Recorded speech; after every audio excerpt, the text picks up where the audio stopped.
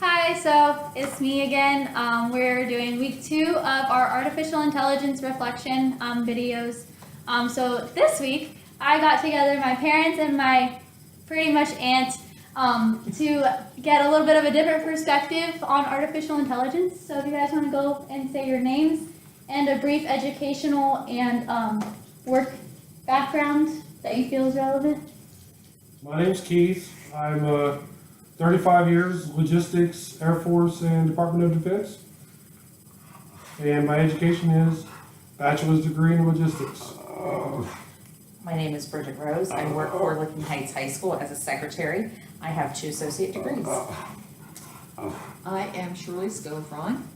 I have a partial college education in liberal arts. I work at a hospital as a patient financial specialist. Awesome, thanks guys. So, guess we'll start with how would you define artificial intelligence? This is Snickers. I'm barking. I think artificial intelligence, in layman's terms, to me, artificial intelligence is whenever a computer or a machine is capable to make a decision that is normally a manual decision that a human makes. I think that's a good basic definition of artificial intelligence. When I think of artificial intelligence, I think of like computers and like Alexa or Siri. Okay. I probably think the same way that Keith does, is something that man has created that allows work to be done quicker in a technology way than versus the human brain. Okay, interesting. So last week, I read an article and discussed in class and discussed with friends outside of class. And I'll just tell you, there's like 3 degrees of artificial intelligence. There's artificial narrow intelligence, which was like the very first computers, which basically were a calculator and nothing else. And then there's artificial general intelligence, where, Snickers everyone. Where general intelligence, where it's about the same as a human, it knows a little bit of a lot of things. And then there's artificial superintelligence, which knows more than a human or as much as a human, and able to think as quickly as a human as well. So an example of general intelligence, backtracking a little bit, would be like Watson, who beat the Jeopardy champions, if you guys remember that. Superintelligence is the thing that everyone's afraid of. Because it could eventually take over and then it's smarter than us and we're like, okay, what do we do with that? So that's kind of what we talked about last week. And this week, the kind of theme was like consciousness, so what do you think like consciousness is? Are you talking about consciousness in regards to artificial intelligence? In general first, so like in a human, what makes us conscious? Oh, there's a lot of things that make us conscious as a human. It's being aware of your surroundings. It's being able to see, like your peripheral vision, things like that. To me, that's Functioning, right? what Just that's functioning. what consciousness is just awareness. Okay. I think it's being able to utilize all your 5 senses. Mhm. You know, it makes you conscious of, your surroundings and what's being said, what's being seen, what's being heard. So going off of that, do you think there's ever going to be a way to put that into a machine? I think that they've already have. Personally, I do. Because I think that for cars, for example, whenever they have these automatic driven cars now, even though they're in their infancy stage, those are a conscious car. They're making cars now that stop on their own if something gets in front of you. So to me, that's a consciousness that a human should have. You know, if somebody gets in front of me, I'm going to hit the brakes. But what if I don't see that something in front of me, and the computer does see something in front Or of me? possibly a mailbox behind you. Yeah. She hits mailboxes a lot. So yeah, I think they're already there with consciousness in computers. I don't think we see it all in all 5 senses, though. I mean, I think that you know, a feeling, I think, is a conscious thing, and I Yeah. don't think computers have that capability Feeling like for, emotionally for or feeling like? emotions, Okay. emotions and, being able to weigh with that sense, right and wrong, good or bad, without being programmed. So if you look at it in a program way, I think that it's only gonna happen based upon the intelligence of a person to do the programming. I don't think that it's going to evolve, to the place where it is necessarily, it's gonna be smarter than a lot of people, but Mhm. maybe not the smartest person, you know, it's still gonna be the creation of the creator. At least that's what I hope, because otherwise I'm scared. So they theorize like 3 ways that superintelligence can happen, and one of them is I forget the first one because it was really irrelevant, and the second one was kind of like making evolution happen again, like humans making evolution happen. This was a secular article that I read, so just making it kind of happen, which they kind of ruled out too. And the third one is having the machine actually like recognize what's wrong with it and how to make itself better, and then like when it got to about the level of a human, and then it just makes itself better from then. So do you think, forgot where I was going with that. You think that's possible? Yeah, do you think that's to- possible, or how does that change your opinion on how on the creation being of the creator? I think If it that, I think creates it's, I think that there are people working to make that more possible than we see it in every day. I don't think it's something that's right out there we're all aware of, but I think that there is a level of intelligence that's beyond anything that maybe we, or I personally see. I mean, there's computers and there's, you know, things that they use in the hospital now that, you know, actually do surgeries, but still they're set and programmed and given parameters by a human factor.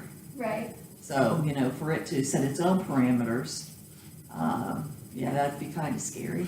Yeah. I think you can, yeah. Yeah. These two talk way more than I do. Do you have anything to add to the creation always being something of the creator? Is there a point where like it starts creating itself that it would be, that the creator would be irrelevant? I can't see that happening. I just can't You can't. see it. I don't mean with total power. I can see where there would be instances where it could better itself or make suggestions to better itself, but I don't think ultimately, the ultimate, ever being the ultimate authority.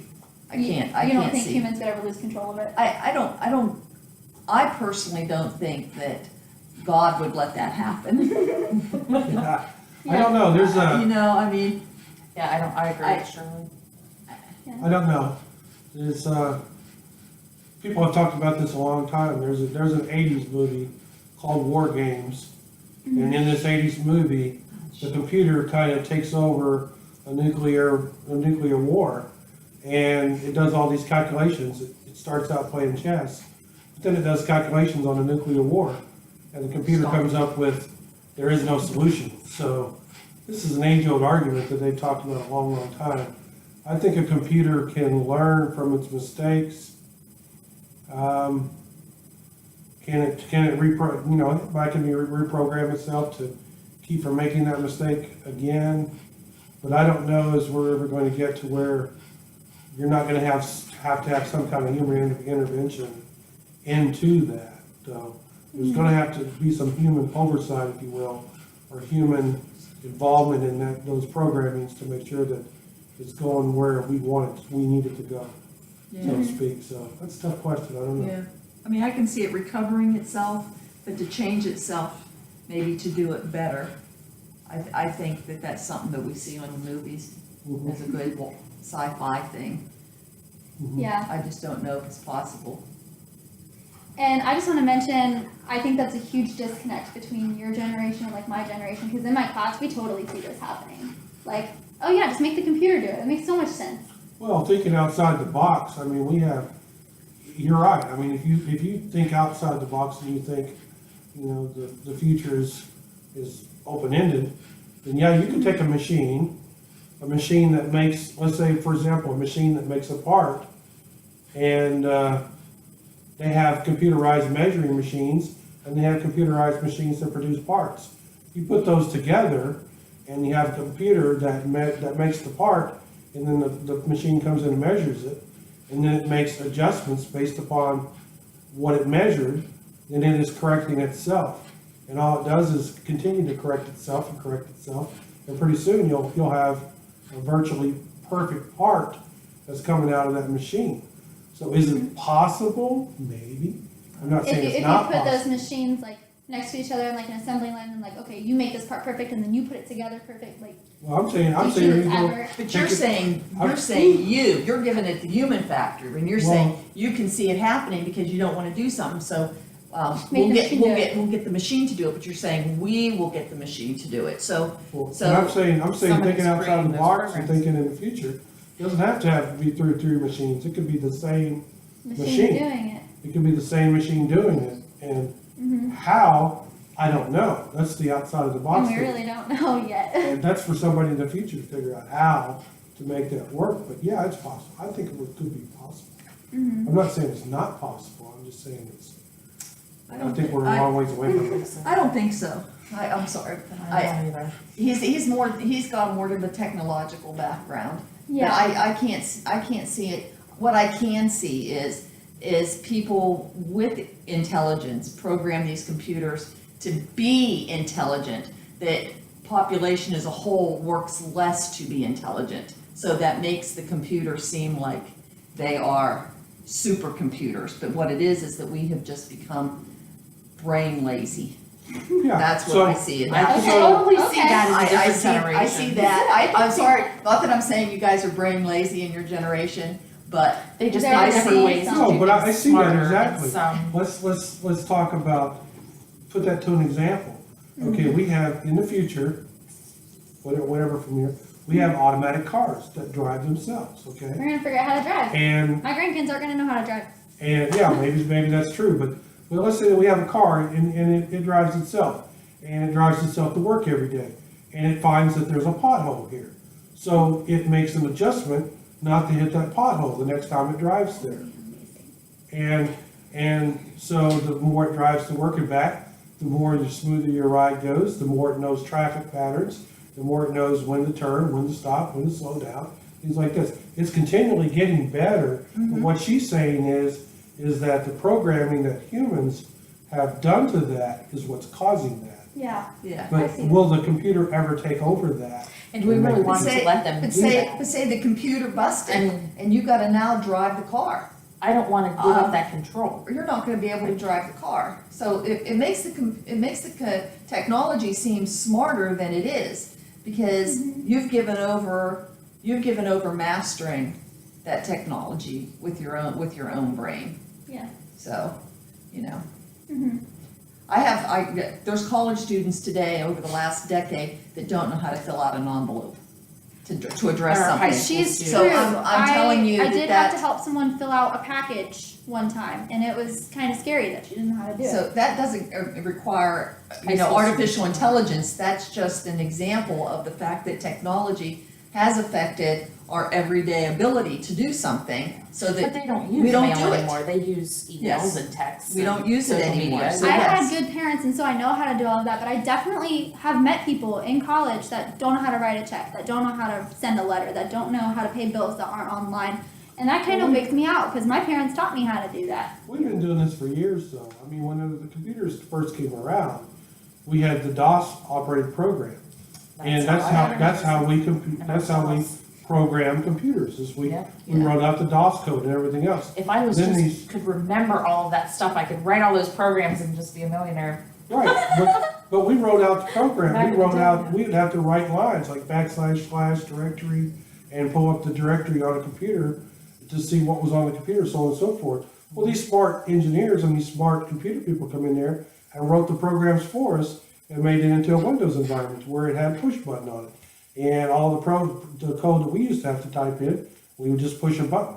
Now, the new kids today, they can't go back and write that code, they wouldn't have a clue how Unless to they're do it. trained to do that. Like, Unless they're there's trained to do computer Right. computer So, majors all the We've time. been doing that for years. We've been improving things, and things are forgotten, new things are learned, and so I think this is nothing new for me. Yeah, I can see where people would think that super artificial intelligence is what we look at it in our age is sci-fi, would actually be sci-fi in your generation, only because you've abdicated the skills to do it yourself or by other means, which makes it seem super.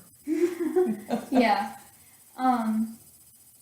So going into seeing it in this lifetime or not, but the old article had said, which I'm kind of supposed to be talking about the newer one, but we'll get there. The old one said that we tend to think more linear, and so you guys see the change that has happened in your lifetime, and you think that change is going to happen at that same constant rate that it has. And like I talked to my peers, people my age, and we're like, no, in the article argued that it was actually exponential, and my peers argued I agree. it's definitely exponential. Like there's like things have changed even since we were kids, and it's just only going to get worse.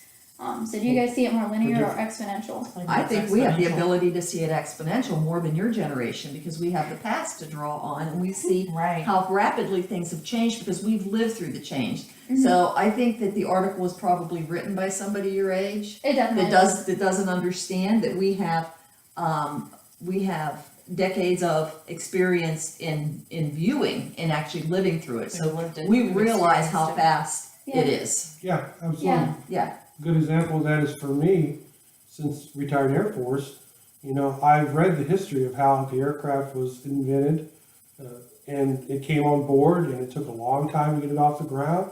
Once it got off the ground, then we made them bigger, better, faster.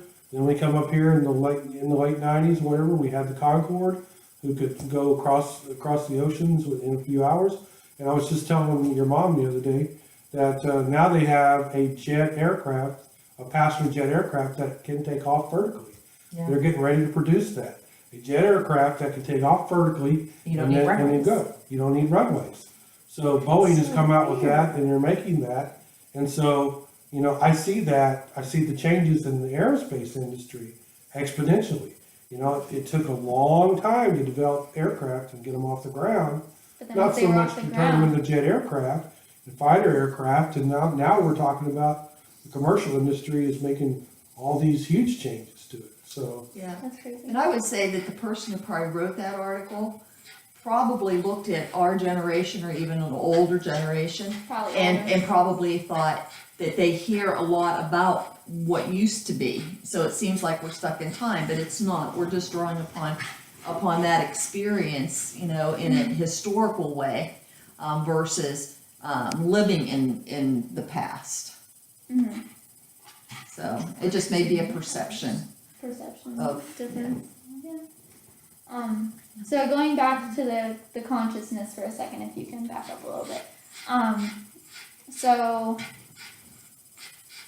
this week we were talking about consciousness and possessing a soul. And so I know you have some really good insight about possessing a soul. So what do you think it means to possess a soul, like as a human? Well, the soul realm is your emotions Yeah. and your feelings. We're a body, we possess a spirit, we have a spirit and we possess a soul. Mhm. So I don't know how that's human factor. That's It's not just being a human. that's not an object factor. Stop it.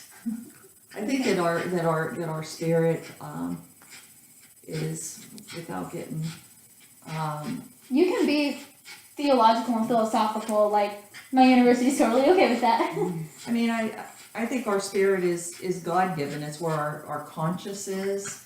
It's where our connection to something bigger than us is connected, where,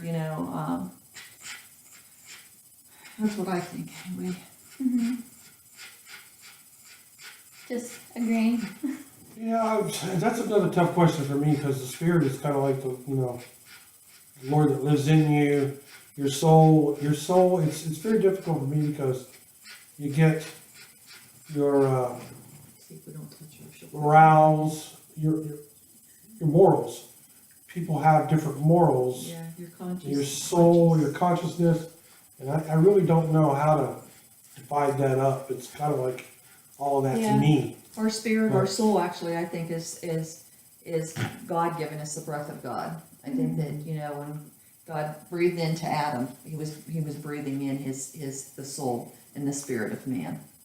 And Okay. I think the soul is my specific Connection, existence. yeah. Existence. Is my soul. Okay. So I don't know. It's difficult to explain that hmm off the top of my head. Okay. So, I know we had a little bit of a disagreement as to whether superintelligence is actually going to happen or not, but going off of if it does actually get smarter than us and like fixes itself and like becomes more intelligent than we will ever be, do you think that it could ever possess a soul?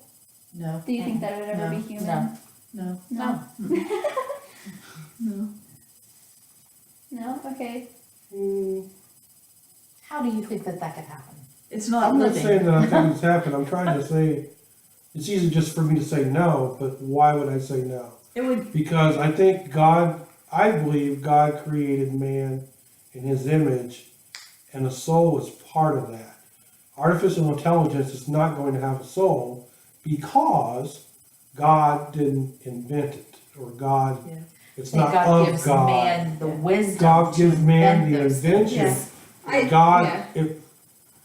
and I don't know, But man can't give something a Well, soul. I think Only what, God can do I that. think Right. what man can do with artificial intelligence is give it parameters for good and bad, so that it can make decisions based upon the data that it was given.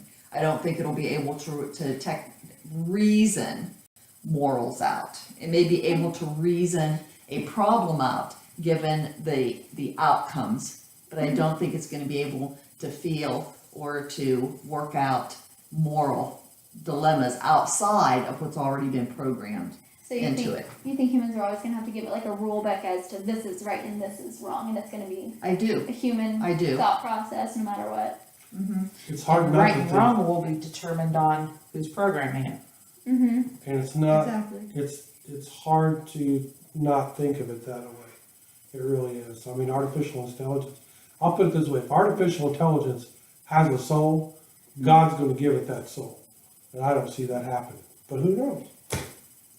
I don't know. So, some people, specifically at my university, we kind of use this phrase a lot. We are co-creators with God. So, like art and humanities and that kind of creation, we kind of pull alongside with God. And like our university teaches to have God involved in your personal creation. So that way it's kind of like He's creating through you. Do you think artificial intelligence would be a form of that at all? Yeah, I could see that happening, but I still don't think it's gonna have a soul. Is this a different question though? A little bit of a different question, but kind of tied.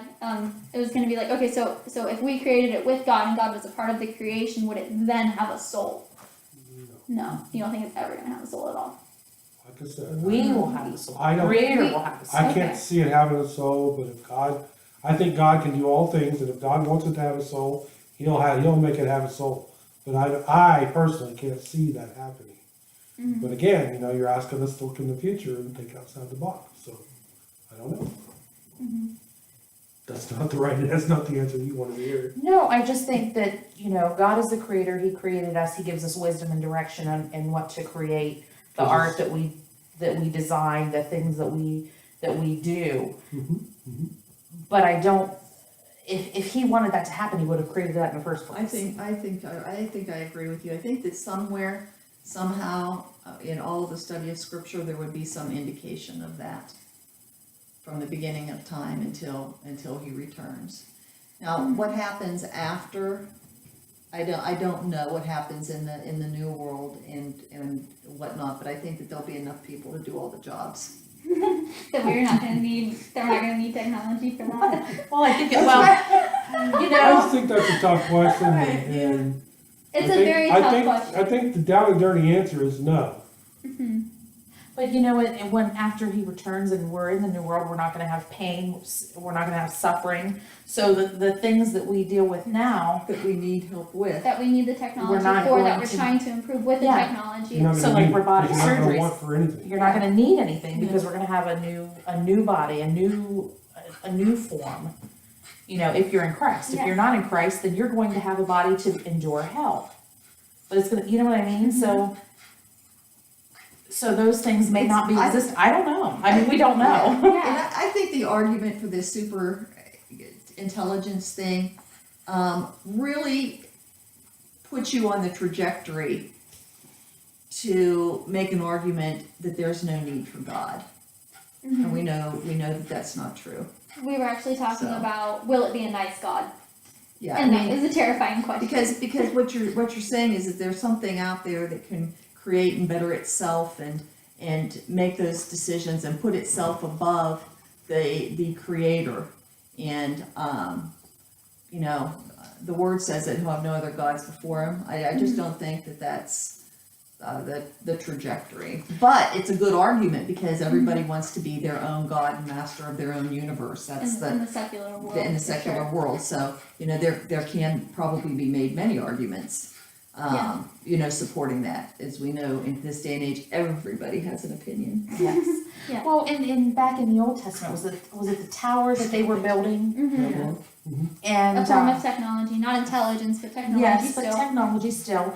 And everybody had the same unity, the same voice, and God stopped it. He split the languages because there. So I think God is still going to intervene, and no matter what man comes up with, God's going to be God, and He's going to be the sole creator. He's going to have the final word, and it's going to be what He wants. Bottom line, Right.